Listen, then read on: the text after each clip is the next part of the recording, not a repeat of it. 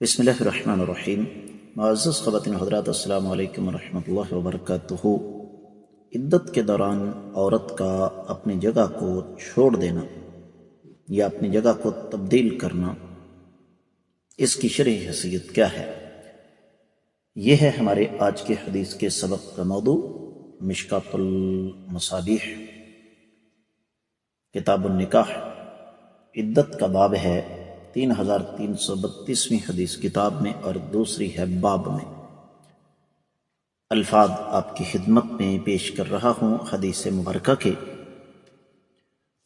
وعن عائشة رضی اللہ تعالی عنہ قالت ان فاطمة كانت في مكان وحش فخيف على ناحيتها فلذلك رخص لها النبي صلی اللہ علیہ وسلم تعني النقلة۔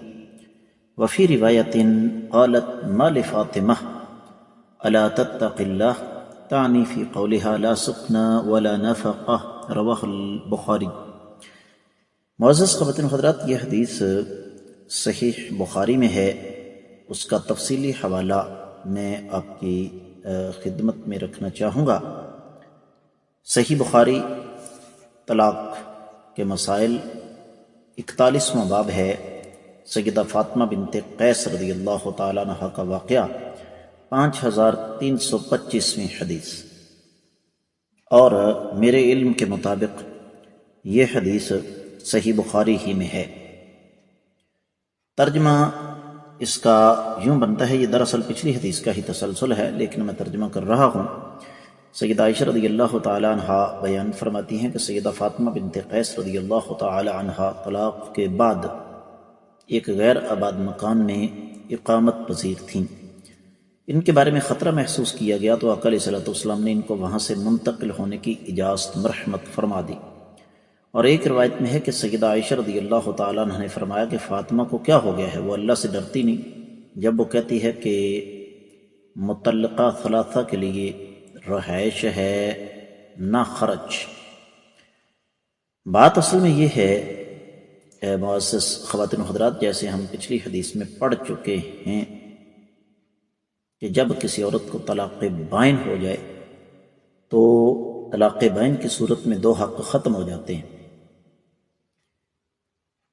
نہ بلکہ تین حق، نہ تو رجوع دوبارہ پہلے شوہر سے، اور نہ رہائش، اور نہ ہی اخراجات۔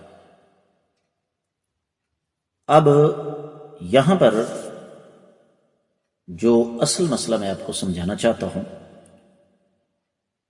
وہ یہ ہے کہ اگر ایک عورت کسی جگہ یہ محسوس کرے کہ میں جہاں عدت گزار رہی ہوں وہاں پر میں محفوظ نہیں، یا وقت کا امام یا وقت کا حاکم جو بھی ذمہ دار ہے وہ یہ محسوس کرے کہ یہاں یہ عورت محفوظ نہیں ہے، تو عدت کے دوران وہ کسی دوسری جگہ پر جا سکتی ہے۔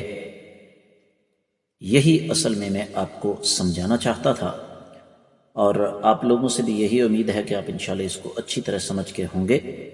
اصل یہ ہے کہ عورت عدت ایک ہی جگہ گزارے، لیکن حالات کے پیش نظر، حالات کی نزاکت کی وجہ سے وہ کسی دوسری جگہ پر عدت گزار سکتی ہے۔ اس کے ساتھ ہی آج کا حدیث مبارکہ کا سبق بھی اختتام پذیر ہوتا ہے۔ اجازت دیجیے، السلام علیکم ورحمۃ اللہ وبرکاتہ۔